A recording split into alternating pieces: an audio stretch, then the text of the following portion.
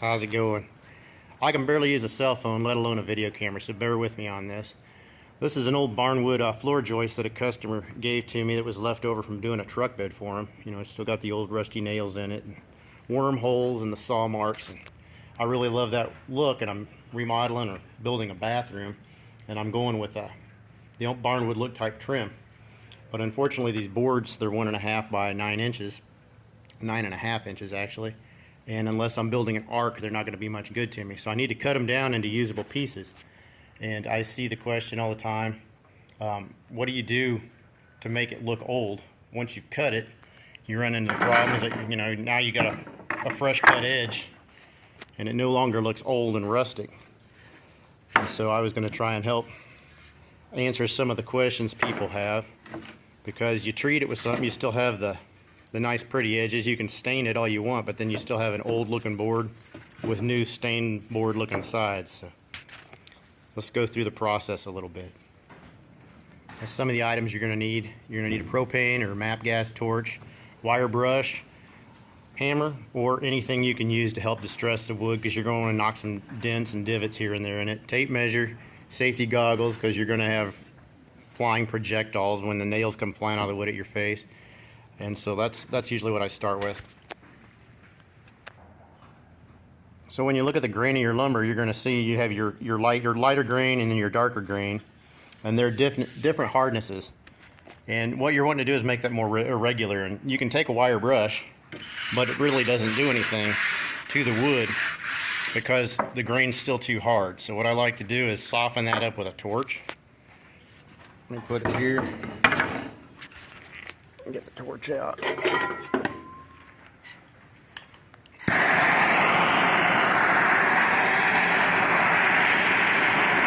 want to get it good and burnt, but I'm not wanting to look like a house fire, so I'm going to be brushing that off as the dog walks under me. And you're going to want to get it good and charred, because what you're doing, you're softening up that soft grain so that you can brush it away.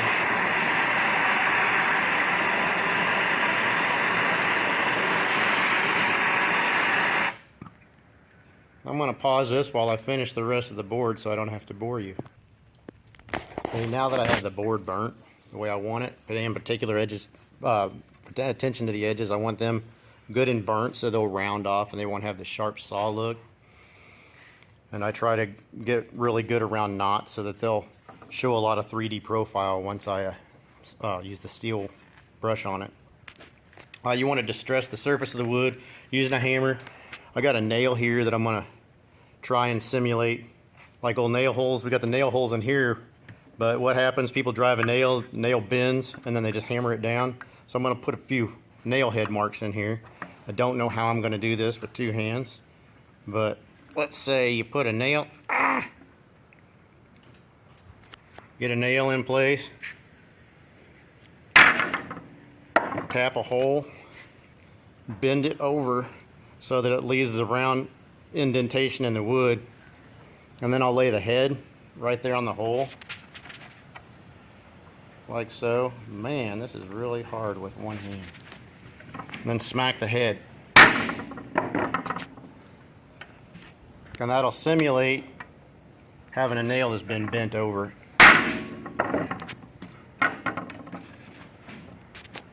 And you can wallow that out of here. And you can hit that with your torch.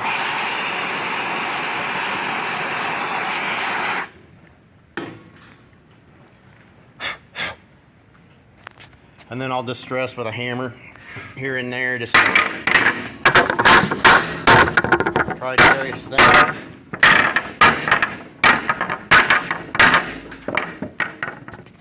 Just to get some random marks and everything on the board. And once again, I will pause this so you don't have to watch the lumber bounce all over the place and bore you to death. Okay, now that we've distressed our board with the hammer, you can see I tried not to go overboard. The key is to be random. You don't want to sit there and go chop, chop, chop, chop, chop, chop, because you don't want it to look like it was manufactured. You want it to look like flaws that appeared over time or in previous construction. Here's a fake nail hole I made. And you want to just do that all over the board. These are actually real nail holes that were in the original wood, so I like that. I'm going to not tamper with them too much. And then next you're going to want to take a steel brush, because you don't want it to look like it's burnt. But now that that torch has softened up all the fibers, you can wire brush all the soft grain out. And you can actually hear a difference. Let me get a fresh board. Like if I just wire brush a fresh board, it's not doing anything. It's just kind of grazing over the wood. But now that it's burnt, it's got a duller sound because it's actually biting in and pulling out the pith wood. Let me finish this up and I'll be back. Okay, so now that I beat the tar and steel wooled and steel brushed all the char off of this board, especially around the knot holes. I really like the knot holes, and you get that 3D effect, which the camera doesn't show at all. But what you have to do after you wire brush it, you want to apply a solution of steel wool and vinegar. You take a coffee can and I dump in a bottle of vinegar, add a couple steel wool pads that I've torn up. Oh God, it really smells bad and looks even worse. And you get this concoction, which you can dilute with water to get less of an effect. But a really stinky solution, but it's really good at aging your wood. So we're going to be applying that to the boards, but I'm going to do that outside so my shop doesn't smell like vinegar. Okay, we're outside now and I can't see what I'm doing in the sun, so I accidentally stopped the video, so it's going to be a two-parter. Okay, here's the board. I'm getting ready to put the vinegar solution on. These are some boards I did about an hour or so ago that I cut to 1/2 inch because I'm going to make some door trim out of them. So we're going to sit there and put our stinky solution, the vinegar and the steel wool, and we're going to apply it generously onto the boards. Don't worry about too much. Too much is never enough. Just slop that sucker on there. If you get this on your hands, it's going to make your hands stink, and it's also going to turn them orange in time.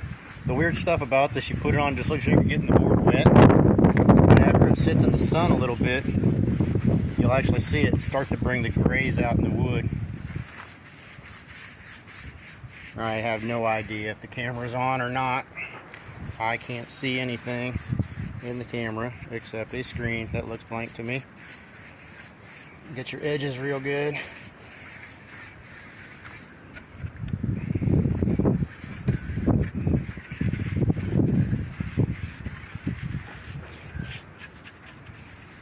Thanks to Bernie for these cool stands he gave me. They're great for doing my my wood aging process. Slop this stuff on here real good. Make sure you get all the edges.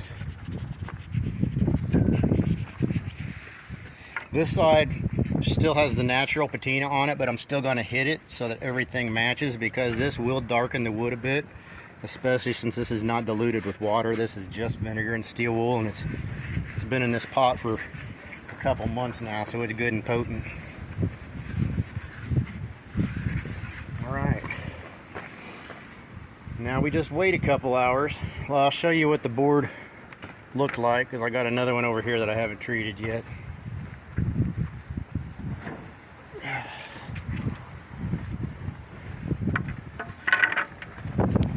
So it used to look like this, and I wanted it to, match the original side, which I haven't finished these sides. These are going to be trimmed, so I didn't do anything with them, so I guess I could have just flipped one over.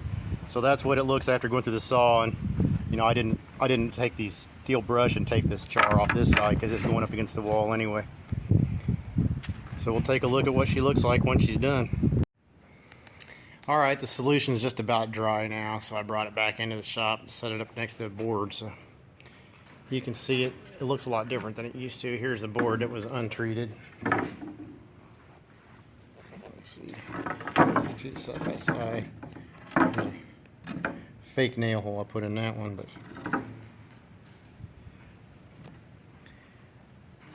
it adds a lot more gray to it, and then you add the texture from the hammer and everything. It comes out pretty good. So I'm pretty happy with this. I'll follow this up with a coat of I like to use a flat polyurethane wood covering. I don't like to use gloss because that kind of defeats the purpose. You don't have glossy antique things, so I go with either a satin or a flat. That'll help preserve the wood and make it less susceptible to water damage. Hope that answers any questions.